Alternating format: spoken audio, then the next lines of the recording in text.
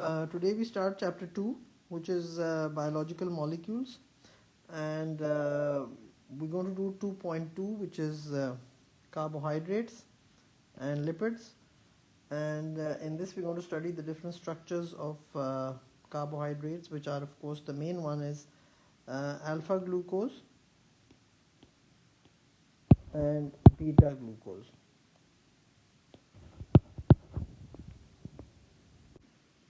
Now, if you look at 2.21 in the syllabus, it says describe and draw the ring forms of alpha glucose and beta glucose. Now, first of all, you must be very clear about the numbering, and if you remember your O levels, it's C6, H12, O6. Now, you must know where all of them are present. Now, you can see here there's a 1. So 1, then there's a 2, and then there's a 3, and then that's a 4, and then that's a 5, and then that's a 6.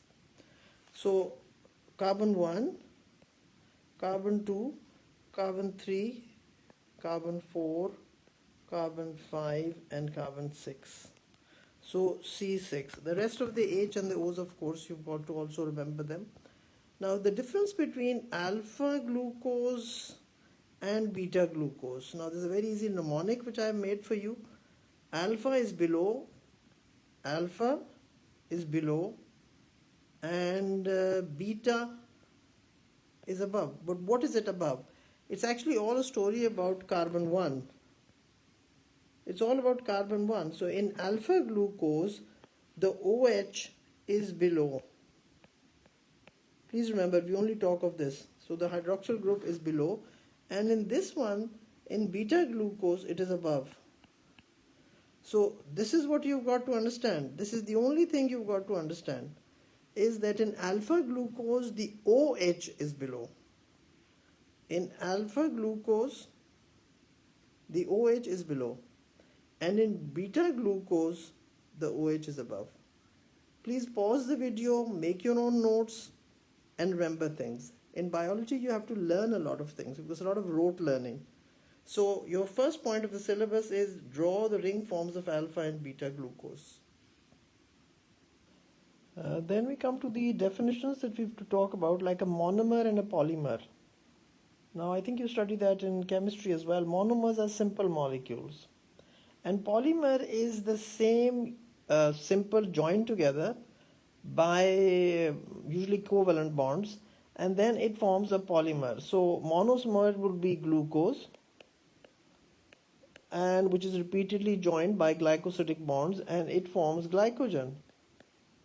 So monomer is the simple molecule which is, of course, joined in maybe hundreds or even thousands, and it is then joined to form either glycogen, or we can also talk of an example like starch. Then we come on to the next thing is macromolecule. Now, macromolecules can be, they are very, very large, giant molecules, and these are, of course, we can talk of proteins which are made up of amino acids. We'll be talking about that later on in this chapter. Then polysaccharides, which are made up of the two types of glucose, which is alpha and beta. Then nucleic acid, which is DNA and RNA, and their basic unit is a nucleotide. Nucleotide. So this is an L and that's a E. So nucleotide. Let's get the spelling right. Nucleotide.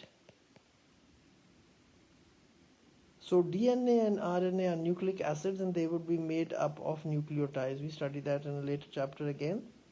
Then we talk of polysaccharides. Polysaccharides are, of course, alpha and beta glucose, and they're large molecules, and the examples are glycogen, which is made up of alpha glucose, starch, which is again made up of alpha glucose, and cellulose is the one that it has beta glucose. So please remember, there must be some sort of a mnemonic which you remember, and then you can remember that beta glucose is only and only found in cellulose. Then we talk of monosaccharides. Now, monosaccharides is usually the basic general formula is CH2ON, and disaccharides means di means always two. We will study dipeptide. So sucrose is a disaccharide made up of glucose and fructose. Then similarly we study maltose, which is made up of two glucose units joined together. Then we talk of the reducing sugars. Now the reducing sugars are glucose, number 1, fructose, number 2, and number 3, maltose. Now glucose and fructose are monosaccharides, while maltose is a disaccharide. Disaccharide means two. So what are the two monomers in it? Number 1 glucose, number 2 glucose. So two glucose units joined together by 1,4 glycosidic bond, maltose. Now these three are reducing sugar. So they will test positive with Benedict solution. Reducing sugars, when you take a sample of a reducing sugar and you add Benedict solution, same volume, and you heat in a boiling water bath, you will see a color change. The blue Benedict solution will change to a green or an orange depending upon the concentration of the reducing sugar. This page is a sort of a page on which you pause the video and you look at these different structures which I've given you. I know I've given you a whole lot of them on one page, but basically it's glucose and fructose joined to form sucrose. Now some of you are not very clear what fructose looks like. Now if you look at this fructose here, now the fructose molecule has a very distinct structure, and it is also a hexose sugar. Similarly, glucose, galactose and fructose all are hexoses, and a glucose and a fructose combines to form a sucrose. I've also given you the structure of fructose here, and for you all to really figure it out that how it is a hexose and how the numbering is different than a glucose numbering. So this is what you have got to really understand and spend some time on this page and look at all these structures. Now sucrose is a non-reducing sugar. Sucrose is a non-reducing sugar, so it is not going to give you a positive test with Benedict's reagent. Now when I say sucrose is a non-reducing sugar, I mean it's going to give you a negative test with Benedict solution. So if you take a sample of sucrose and you add Benedict solution, same volume, and you heat in a water bath, and the water bath temperature is 100 degrees Celsius, and you'll see that it remains blue. Now this proves, if I've said it contains some sort of a sugar and it remains blue, that means it is not a reducing sugar, but it is probably a non-reducing sugar. This is another diagram with sucrose. Now this is just to make you understand the structure of sucrose. So it's made up of an alpha glucose and a beta fructose, and it has a, please understand this, it has an alpha 1,2 glycosidic bond. So this is not a 1,4 glycosidic bond which we found in other disaccharides.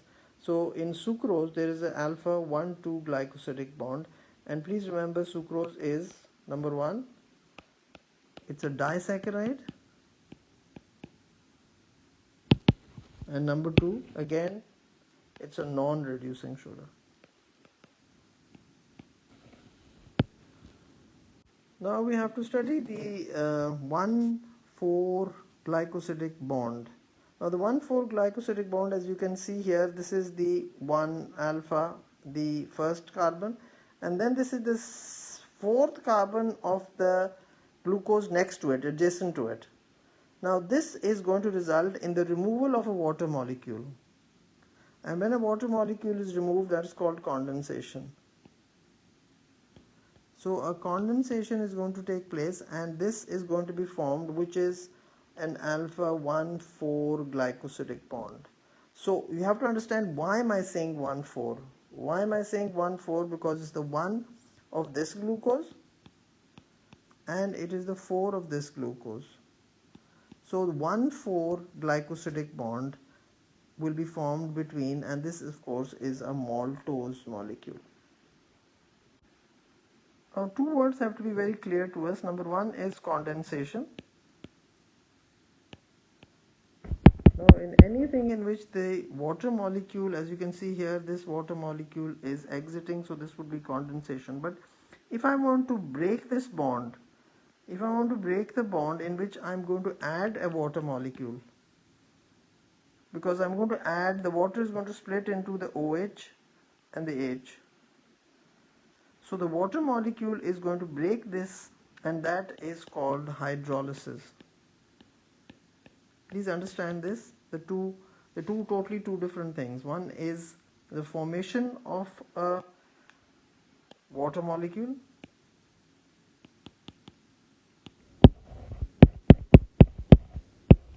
and in hydrolysis, what you do is addition of water. Addition of water is, because the water molecule splits into an H and an OH, so that this bond is broken and the two glucose units can be separated. That's what happens in digestion. When you have bread, or if you have cereals, or if you have potatoes, the starch is digested to glucose, and then the glucose enters the blood, and then it can be used by your body cells. Then we come to the structure of starch. Now, starch is made up of two different. One is called amylose, and the other is called amylopectin. Now, amylose is made up of straight chains. So there are only and only 1,4 glycosidic bonds. So you can see there's this bond is glycosidic, like 1,4 glycosidic, and then another one will be added to it, and another one will be added to it, and another one will be added to it, and so on and so forth. So amylose is only made up of 1,4 glycosidic bonds. Now, amylopectin, please understand, first of all, there is the 1,4 glycosidic bonds are present. So these are all the 1,4 glycosidic bonds. And then somewhere we find that there is a 1,6 glycosidic bond. Now, this is the one which we're going to be talking about. So here it is this one. So 1,6 glycosidic bond. Now, if it has 1,4, amylopectin has 1,4 and 1,6. So this whole molecule is an amylopectin because it has 1,4 as well. These are the 1,4 bonds. This one, and this one, and this one. These are all 1,4 glycosidic bonds, and these are also 1,4 glycosidic bond. But this only the one in green where it starts to branch off, just like a tree has branches. You see, there's the main tree, and then there's the branches. So this is what you've got to understand, is that the main 1,4 is there, but then there is a 1,6 glycosidic bond. So the 1,6, wherever there is 1,6, now in amylose, there is no 1,6. No 1,6. But in amylopectin there is 1,4 and 1,6. So please understand this, that starch is made up of two components. So when we talk about potato starch or we talk about rice starch, now they have different concentrations of amylose and amylopectin. Some have more amylose, some have more amylopectin. Of course, that's later on that we study about it, and we might give it to you in a question in your paper 3. Now we come to the 3 polysaccharides that we talk about. So amylopectin and amylose, these together make up starch.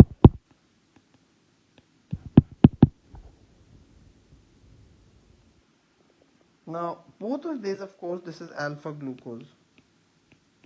This is also alpha glucose. But you can see there is more 1,6 bonds in the glycogen molecule.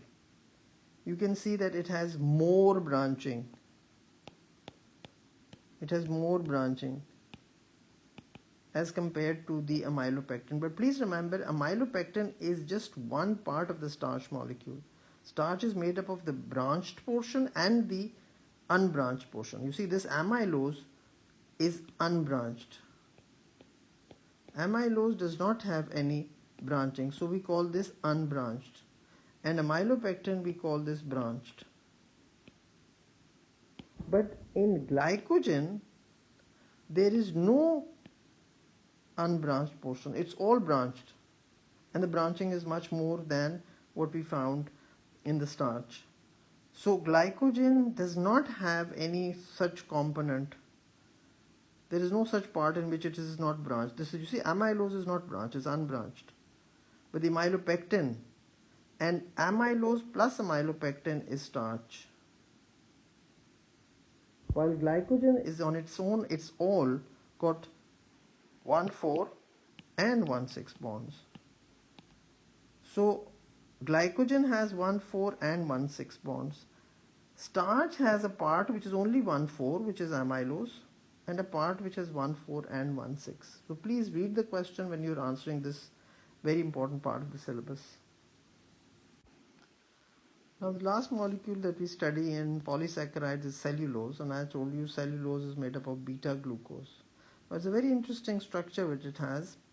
This is the first one, this is a beta glucose, and this is a beta glucose, but you see this one has flipped 180 degree, because you see, look at this one, look very carefully, this 6 is here and this 6 is here. So in beta glucose and cellulose, 1,6 is above and 1,6 is below. So the next one, the 6 will be above, and then the next one, the 6 will be below. So you've got to be very careful when you are picking up the structure, and this is going to be checked in your MCQs whether you understand this or not. So in cellulose, now you see, this is above, then this is below, then this is above, then this is below. And then of course it forms these straight chains. This is one, this is second, this is third. Because please understand, cellulose is a structural polysaccharide. So it's only needed for the cell walls, and we need it for strength, so that cells don't burst. And then there are hydrogen bonds between the molecules. So you can see the hydrogen bonds between the molecules. So these hydrogen bonds hold these together, and then this of course forms the microfibrils and then the fibrils.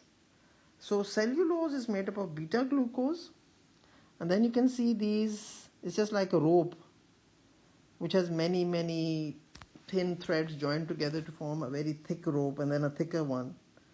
So all these cellulose are made up of beta glucose, and you see the 6 carbon flips, so it turns, it flips 180 degrees.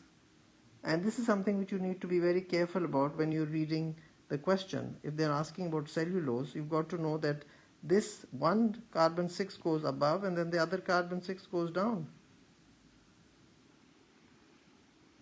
Now, this is a comparison between starch and cellulose. Now, of course, this would be amylose. Now, when you compare it with the 1,4 linkages, they are present. But then if you look at this CH2OH is above, then this CH2OH is below, then this is above, and then this is below. So that's a very good comparison between amylose and cellulose. This is another comparison between cellulose and amylose, and you can see here glucose units rotated 180 degrees relative to the next residue.